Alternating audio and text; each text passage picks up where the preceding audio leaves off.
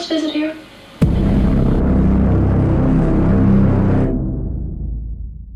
A backless fuzzy pink sweater, a halo of blonde hair, and a face so expressive it can break your heart with a single tear. Few characters have ever bewitched audiences like Jane Henderson in Wim Wenders' Paris, Texas, played by the enigmatic Nastassja Kinski. What made this portrayal so iconic? How did Jane's beauty turn a simple costume into a cinematic legend?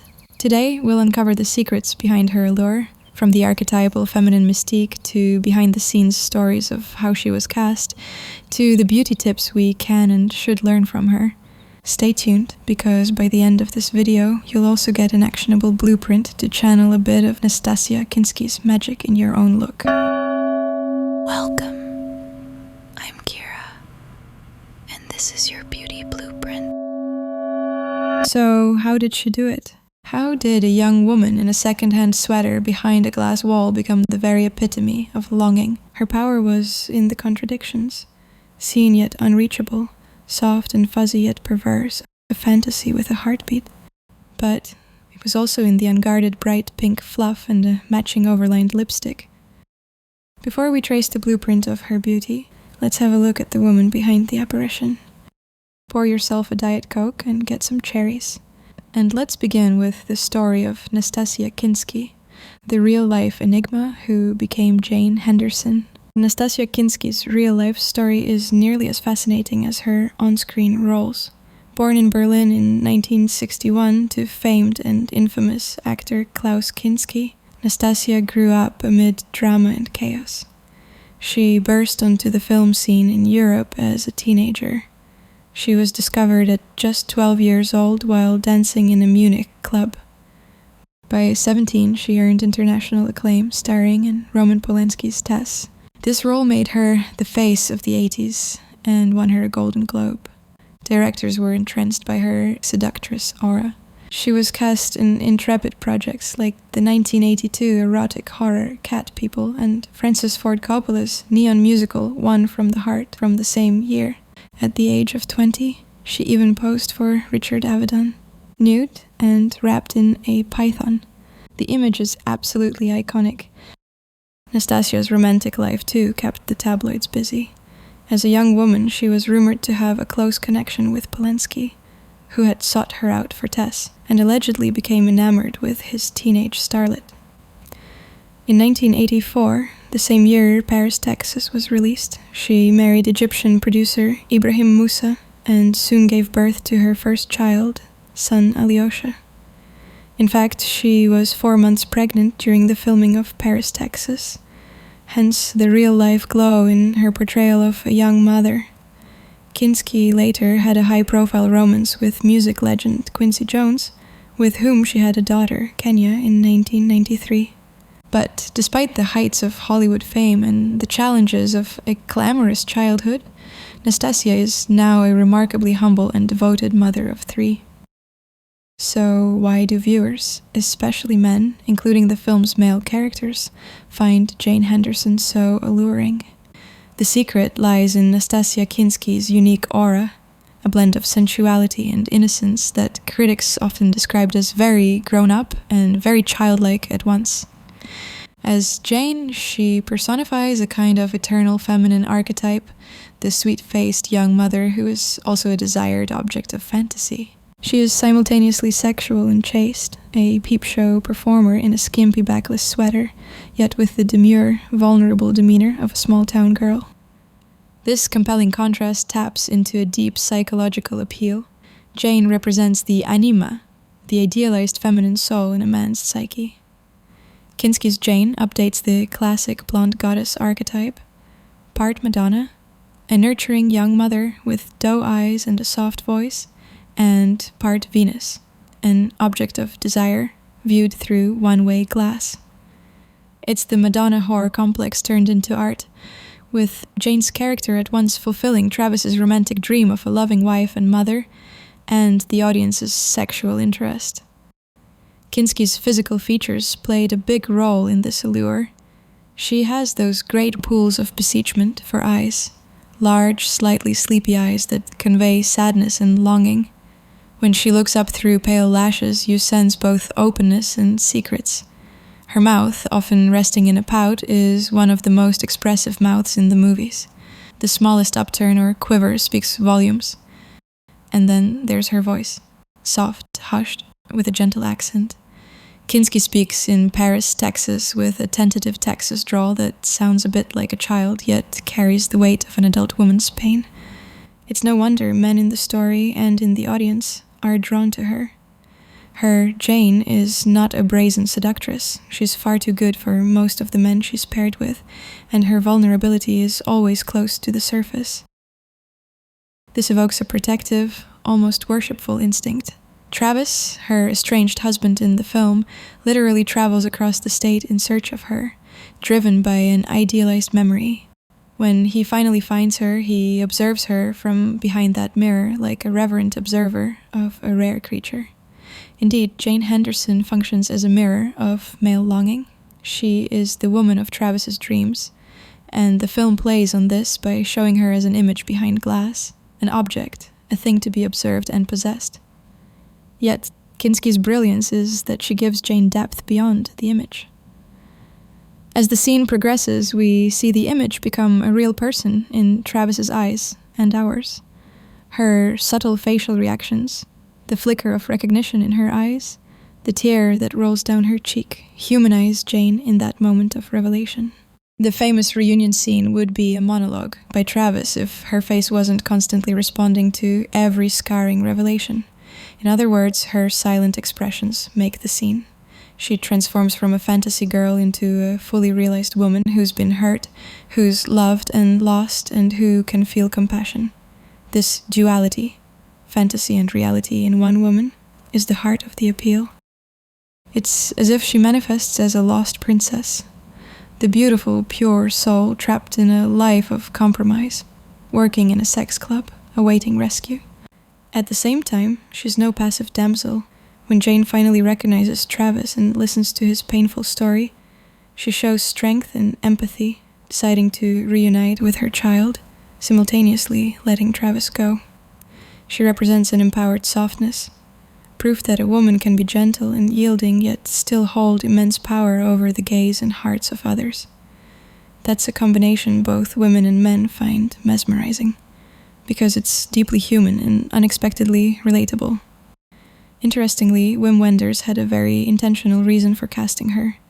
He knew Kinski from years before. In fact, his own wife had discovered 12-year-old Nastassja dancing in a disco and put her in Wenders' 1975 film The Wrong Move.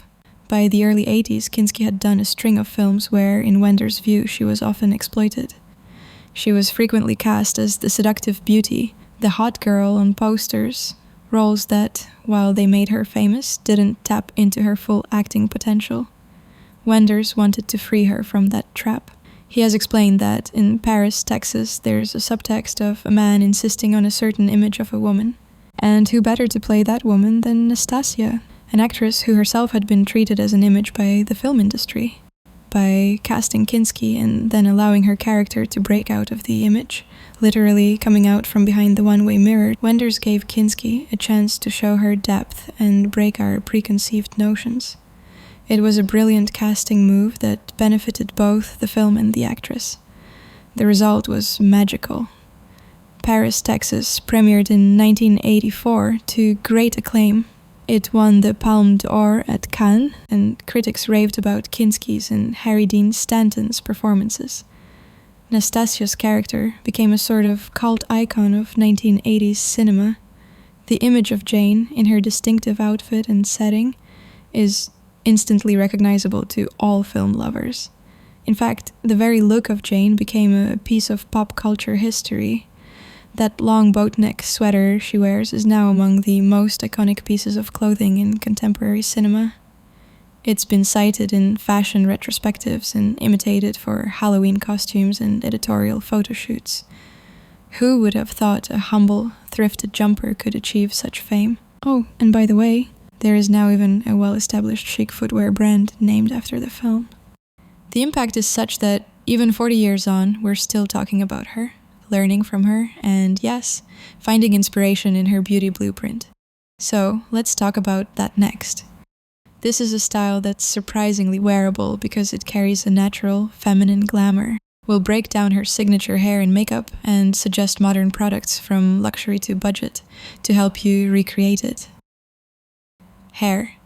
Jane's hair is a chin-length, buttery blonde bob with volume and a touch of tousle.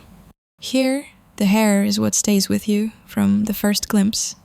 The effect is almost angelic.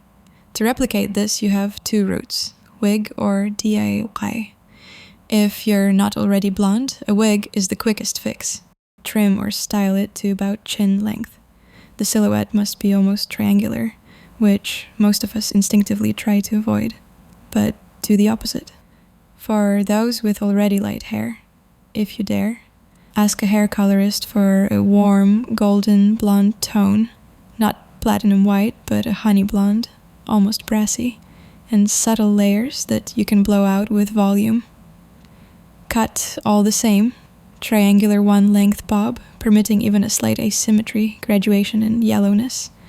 To style, apply a volumizing mousse to damp hair, budget option, John Frieda volume lift, luxury option, Oribi grandiose mousse, and blow dry with a round brush to get that bouncy lifted shape. Jane's bob has a casual bend, not straight, not overly curled, so you can also use a 1.5-inch curling iron or a hot airbrush to slightly round the ends. Finish with a shine spray. Try Tresemme Gloss Spray for budget or Olaplex Bonding Oil for high-end, because healthy, glowing hair will give you that halo effect when the light hits. Jane's hair has an imperfect, touchable texture, so don't worry if a few pieces fall in your face. That soft frame truly adds to the dreamy look. Nastassja's complexion, as Jane is youthful and fresh. The goal is to let your natural skin shine through, freckles, a bit of flush and all. Start with good hydration. Apply a moisturizer suitable for your skin. Trusted drugstore favorite, CeraVe Daily Moisturizing Lotion. Or try Embryolysate Creme Concentré, a French cream beloved by makeup artists. Instead of a heavy foundation, choose a very light base, a tinted moisturizer or light coverage foundation that evens out tone but does not mask your skin. For example, a Maybelline Dream Fresh BB Cream or a Laura Mercier tinted moisturizer are great picks of opposing sizes of budget. Dab concealer only where needed, under eyes or blemishes, so your real skin texture isn't erased. My favorite for this is NARS Radiant Creamy Concealer. Just pick a shader one tone lighter than your skin tone. You can achieve a subtle dewy finish by blending a liquid highlighter or a drop of facial oil into your base or even moisturizer. Blush is key for that healthy flush. Nastassja often has a peachy pink warmth in her cheeks. Use a cream blush in a peachy rose tone. For example, Milani Cream Blush and Coral Crush for an affordable option, or NARS The Multiple Stick in shade Orgasm, the cult classic. Smile and tap it onto the apples of your cheeks, blending upward for a soft, diffused glow, as if you might have been crying a little, like Jane, or just came in from the cold. The idea is to look like you, but on your best, no makeup day, radiant, a bit vulnerable, not nearly overdone. Now, Jane's eyes are absolutely central to her look. In the film, her eyes are defined, but not in a heavy glam way. It's more of a soft smokiness with emphasis on lashes and liner. To get this effect, start with an eyeshadow base in a neutral tone close to your skin color to even out the lids. Then pick a muted taupe or soft brown eyeshadow and sweep it lightly across the crease and outer corner of your eyes to add depth. Here's an eyeshadow palette idea. Elf Mad for Matte in Nude Mood, that's really for a steal. Or Urban Decay Nudes 2 in Mini for a quality splurge. Both have perfect nude shades. If you want the 80s touch, gently smudge that line with a bit of dark grey shadow for a softer, smoky edge. Kinski's eyes never looked like harsh liquid liner, more a smoky haze.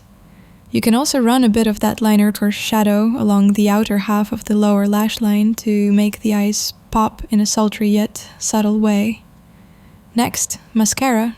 Curl your lashes and apply a lengthening mascara that separates well. You want flattery lashes that draw attention. For example, a drugstore all-star Maybelline Lash Sensational, or the department store classic Lancôme Définisil in black. Focus especially on the upper lashes. You can add a touch to bottom lashes, but do avoid a heavy look. Finally, groom your brows to frame the eyes softly. Kinski's brows were natural and not overly thick or thin.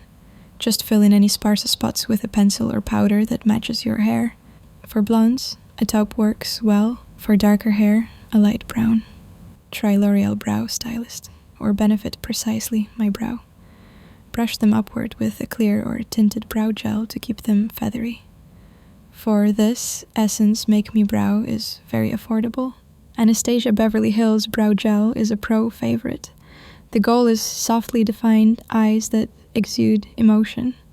Think innocent doe eyes with a touch of smokiness to add a slight tension. Perhaps the simplest yet most effective part of Jane's look is her signature lip color, the perfect pink pout. In Paris, Texas, Nastassja's lips have a medium pink shade, not too pale and not overly bright, with a satin finish, neither super glossy nor fully matte. It's feminine and approachable, almost matching the pink of her sweater. To recreate this, find a rosy pink lipstick that complements your skin tone. For fair to medium skin, a warm rose or petal pink works. For deeper skin, a slightly more vibrant or berry-toned pink would pop similarly. For example, Revlon Super Lustrous Lipstick in Pink in the Afternoon is an affordable classic. For a luxe treat, go for Chanel Rouge Coco in Edith. It's a beautiful satiny pink. Apply the lipstick straight from the tube or with a brush for precision. The pro trick is to dab it on with a finger. That even goes for eyeshadow, as far as professional makeup artists are concerned. We're aiming for a soft, just-kissed look. If you prefer a more modern twist, you could use a tinted lip balm. Kinski's own advice to her daughter was to always have a little something on the lips for color. For instance, there is the famous Dior Addict Lip Glow in pink, or Burt's Bees Tinted Balm in Sweet Violet. Either will give you a juicy flush of pink with moisture. The key is that the lips should look plush and natural. You can even dab a bit of clear gloss or just Vaseline just in the center of the lower lip to make it look fuller, but don't go for an overly lacquered finish. Remember, her makeup, even as a peep show performer, is surprisingly girl next door. Finishing touch. The pink sweater. Of course, we can't ignore the famous wardrobe piece that makes Jane instantly recognizable. Look for an almost off-shoulder, long-sleeved top piece in fuchsia or hot pink, or even any other vivid color that enhances your own natural complexion. It doesn't have to be exact. Angora mohair blends have that soft fuzz, but any knit with a bit of fluff could give a similar cozy, sexy vibe. Fun fact, it almost didn't exist. The costume team had other outfits planned, but Wenders rejected them at the last minute. He described to the costume designer, Birgitta Bjerke, exactly what he did want. Something like a fluffy, warm pink sweater. And believe it or not, she found the perfect sweater in a garage sale on the very morning of the shoot. Talk about fate. Wenders himself called it just the perfect piece for Nastassja and the character. Indeed, it's hard to imagine Jane in Paris, Texas without it now. So next time you score a great find at a vintage shop, remember, you might be one thrift away from an iconic look. Let it swamp you a bit, enhancing your innocence. Pair it with simple bottoms. In the film, she likely only wears black tights. By following these tips, I just know you will personify the essence of Jane. A look that is romantic, a bit retro and naive, and above all, stirring. Remember that sometimes the most attractive thing is a certain mystery in your eyes and softness in your smile. Jane reminds us that true beauty is an alchemy of inner life and deliberate outward expression. It wasn't the blonde bob or the pink sweater alone, but also the feeling she poured into Jane, the quiet ache and soft courage. That's what makes her unforgettable. Her lesson is liberating. You can be edgy and tender and daring and vulnerable. Spark is in the tension. According to her daughter, Kenya, Kinski lived by less is more. Keep routines minimal, focus on health, keep a little color on the lips and stay active. Carry that quiet confidence into your own blueprint and let authenticity, peculiar contrasts and all, do the heavy lifting. Thank you for watching. If you enjoyed tracing the blueprint of this cult favorite, please like and subscribe for more. Oh, and please do let me know in the comments whom you'd like to see next.